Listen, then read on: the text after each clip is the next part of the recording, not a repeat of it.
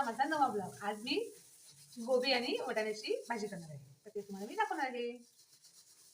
Okay. तरी मी एवढ्या दिवस व्हिडिओ नाही काढला कारण की मी बाहेरगावला गेली होती, म्हणजे माझ्या माहेरी. माझं माहेर अमरावती आहे.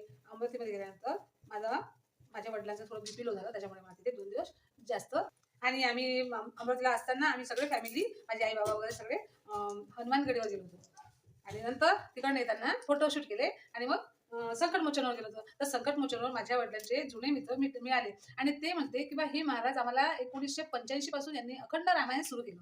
तर अखंड रामायण सुरू केलं सगळ्या महाराज लोकांनी आणि सगळे जेवढे काही नवीन अतिथी होते, तर त्यांनी सुद्धा माझ्या वडिलांचं दर्शन घेतलं, आई वडिलांचं. आणि त्यांनी म्हटलं की बा एवढी मोठी महान असते ही तरुणपणापासून याच्यामध्ये रामायण अखंड रामायण चालू आहे. यांच्यापासून आमची ही अखंड रामायणाची सुरुवात झाली. आज रोजी सुद्धा अखंड रामायण चालू आहे.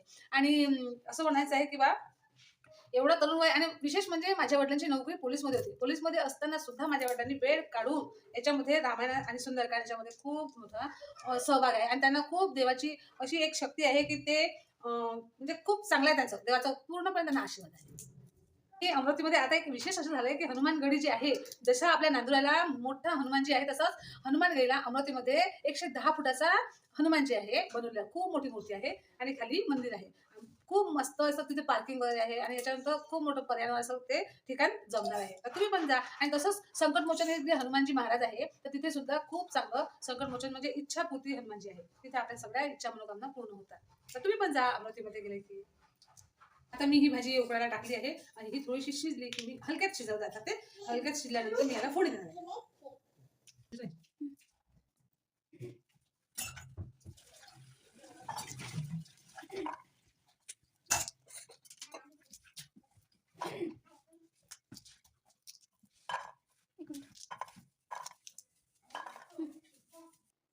आता वाटाणे काढून झालेले आहे. आता मी कणी भिजवते. माझ्या मुलींना माझ्या हातची वांग्याची भाजी खूप आवडते. आता ही मी कोबी आणि वाटाण्याची भाजी करत आहे कारण की याच्यामध्ये मी अद्रक लसूण सांबार जो पेस्ट केला आहे, तर त्याने या भाजीला खूप टेस्ट येते आणि मुलांना खूप आवडते. तर तुम्ही पण करता. आधी आपण गोबी ही थोडी पाण्यातून उकळून घ्यायची, म्हणजे याच्यामधले सगळे जंतू जे आहेत ते निघून जातात आणि ती स्वच्छ होते.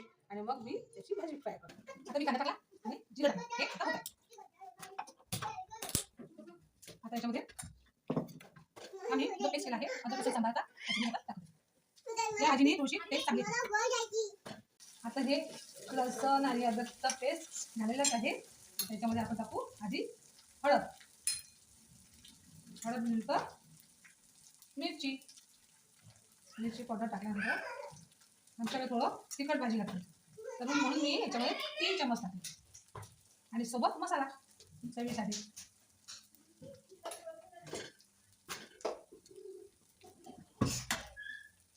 आणि सोबत चवीनुसार मीठ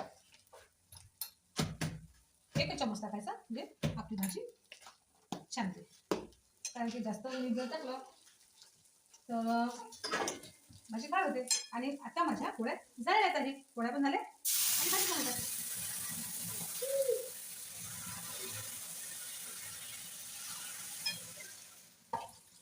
यामध्ये मी टमाटर टाकतो.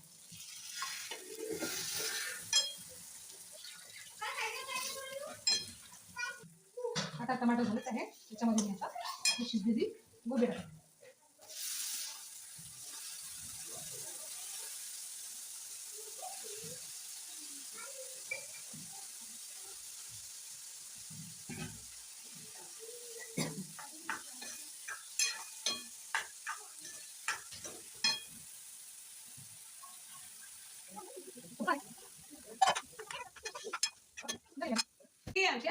आमची आदू खूप छान आहे. ती गुणी आहे आणि तिला नाव विचारलं तर ती नाव पण सांगते. आदू तुझं नाव काय?